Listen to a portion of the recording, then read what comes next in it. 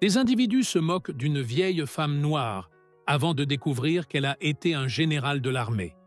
Le bus arrive devant la gare centrale, émettant un grincement métallique suivi du bruit des portes qui s'ouvrent. Les passagers, fatigués, commencent à monter un à un, portant sac à dos et le poids d'une longue journée.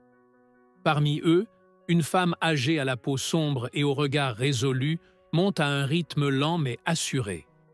Dans ses mains, elle tient un simple sac de provisions et une canne, plus pour l'apparence que par nécessité. Elle porte un manteau épais mais bien coupé et un foulard noué autour du cou. Son allure dégage une certaine autorité tranquille qui dément l'image de fragilité qu'on pourrait attendre de son âge. Ses yeux scrutent calmement mais attentivement son environnement, semblant voir plus que les autres. Quand elle trouve une place au fond du bus, elle s'assoit, posant délicatement sa canne à côté d'elle et arrangeant les poignets de son sac sur ses genoux, son regard plongé dans l'extérieur. La lumière orangée de la fin d'après-midi met en relief les lignes de son visage, chacune d'elles racontant des histoires gravées par une vie marquée par des batailles, qu'elles soient réelles ou émotionnelles. Personne ne savait qu'elle avait affronté des épreuves que beaucoup d'entre nous n'oseraient même pas imaginer. Le bus poursuit son trajet, empli du bruit des conversations téléphoniques, des touches des messages tapés et des secousses du véhicule sur les routes caouteuses. Tout semble calme jusqu'à ce qu'une perturbation survienne. À l'arrêt suivant, 4 adolescents montent, riant fort et gesticulant exagérément. Vêtus de tenues de sport et portant des casquettes, leur sac à dos négligemment suspendu à une épaule, ils bouleversent l'ambiance tranquille. Ils étaient là pour faire du bruit et il semblait qu'ils avaient trouvé une victime. L'un des garçons, le leader du groupe, remarque la vieille femme assise tranquillement à l'arrière du bus, fixant son regard sur la fenêtre.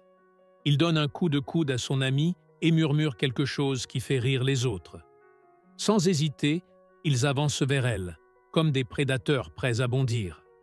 Les passagers alentours détournent les yeux, feignant de ne rien voir, tandis que l'atmosphère se charge d'une tension palpable à chaque pas des jeunes. « Hé, mamie, qu'est-ce que tu fais toute seule ici ?» dit le leader du groupe, se penchant vers elle. Son ton est moqueur, presque enfantin, mais plein de malice. « Tu as raté un bingo ou quoi ?» La femme ne réagit pas. Son regard reste fixé sur le paysage à travers la vitre, comme si rien autour d'elle n'avait d'importance. Ce silence n'a fait qu'encourager davantage les rires du groupe. Le deuxième garçon, plus petit et avec une casquette à l'envers, s'approche d'elle, un sourire narquois sur le visage. « Et cette canne, c'est pour t'aider à ne pas tomber ou pour impressionner les gens ?» Il tend la main et tapote doucement la canne avec une attitude provocante, mais aussi un brin curieuse. Le troisième garçon, plus timide, hésite un moment, mais finit par suivre. « Mamie, qu'est-ce que tu as dans ton sac ?» Les rires éclatent de plus belle, tandis que les passagers autour se sentent mal à l'aise, mais aucun n'ose intervenir. La vieille femme reste de marbre, la main fermement posée sur sa canne. Puis, elle détourne enfin son regard de la fenêtre et pose ses yeux sur celui qui vient de lui parler.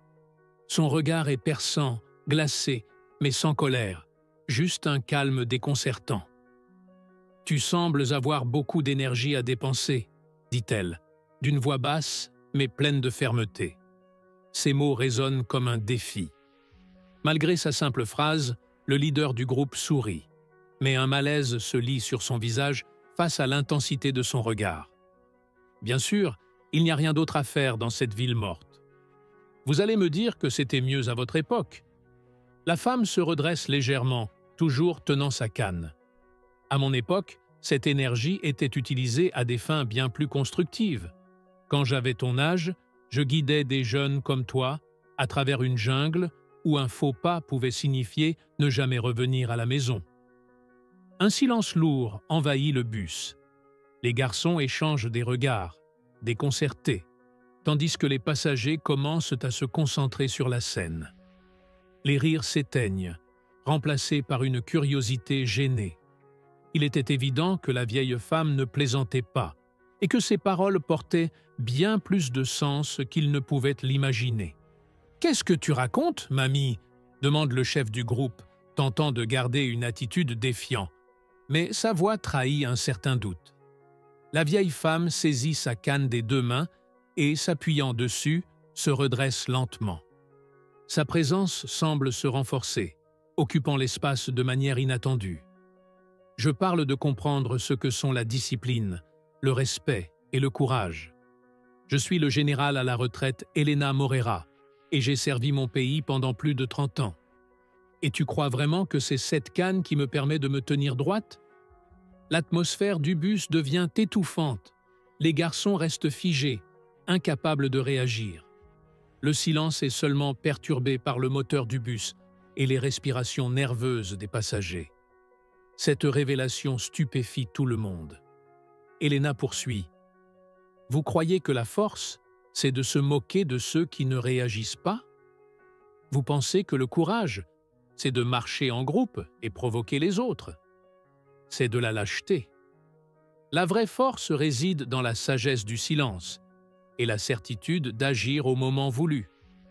Le véritable courage, c'est d'affronter les batailles qui ont un véritable sens. » La tension dans l'air devient palpable. Les garçons, qui étaient auparavant pleins de défis et d'assurance, reculent sous l'impact des paroles d'Elena. Ils semblent frappés en plein cœur. Les yeux d'Elena balaient chaque adolescent, comme si elle percevait quelque chose de plus profond chez eux. Le silence dans le bus est devenu presque assourdissant. Tous les regards sont braqués sur Elena, même ceux des passagers qui prétendent regarder leur téléphone.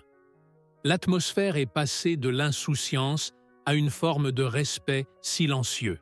« Vous voulez savoir ce qu'est la peur ?» poursuit-elle, la voix basse, mais emplie d'une intensité évidente. « La peur, c'est être en première ligne, entendre les balles sifflantes autour de vous, savoir qu'un instant de distraction peut être fatal. C'est commander des hommes et des femmes qui comptent sur vous pour revenir vivants. C'est affronter l'incertitude sans jamais se laisser dominer par elle. » Les adolescents restent figés, leur visage marqué par la confusion et la gêne. Ce discours était bien loin de ce à quoi ils s'attendaient. Ce n'était ni de la colère ni de la prétention, mais quelque chose de beaucoup plus profond, quelque chose qui atteignait leurs valeurs les plus intimes. « Tu veux dire que tu as fait la guerre ?» demande le garçon au sac à dos à une épaule, sa voix maintenant plus hésitante. « J'ai fait plusieurs guerres, » répond Elena sans ciller, ses yeux ancrés sur lui. « J'ai servi au Moyen-Orient, dans des missions de paix en Afrique, et j'ai passé des années à guider des jeunes soldats comme toi. J'ai vu ce que c'est que le vrai courage. J'ai été témoin de sacrifices que tu ne peux même pas imaginer. Et j'ai vu les conséquences de ceux qui ne savent pas quand il est temps de s'arrêter. » Elle fait un pas vers le leader du groupe, celui avec la casquette à l'envers. Bien qu'il essaie de conserver sa posture, ses épaules se voûtent légèrement. « Et tu crois qu'en attaquant les autres, on devient fort ?» demande Elena, inclinant légèrement la tête. « Dis-moi, as-tu déjà pris une décision qui coûtait la vie à quelqu'un? As-tu déjà dû sacrifier ta propre fierté pour le bien d'autrui?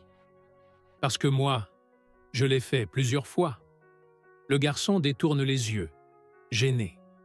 Ses mains trifouillent la fermeture éclair de son sac, incapable de formuler une réponse.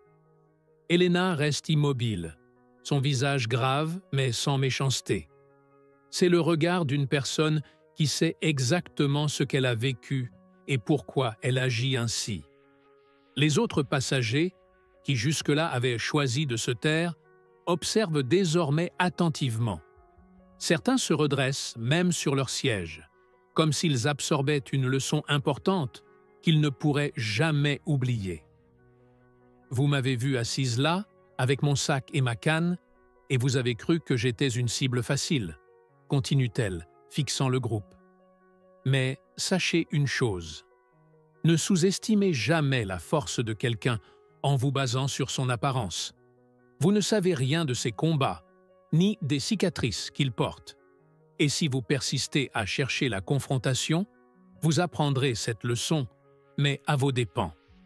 L'air semble surchargé, presque lourd. Les adolescents murmurent entre eux, mais aucun n'ose répliquer. Finalement, le plus jeune du groupe, celui qui était resté silencieux, s'avance. « Je suis désolé, madame », dit-il d'une voix timide mais sincère. « Nous n'aurions pas dû agir ainsi, c'était stupide. » Ces paroles brisent la tension. Les autres garçons hochent la tête, leur remords visible sur leur visage. Le bus arrive à son arrêt final, les portes s'ouvrent et les adolescents descendent un à un, toujours dans le silence. Lorsqu'Elena se lève et descend du bus, elle jette un dernier regard aux jeunes hommes. « Bonne chance », dit-elle simplement, avant de disparaître dans la rue.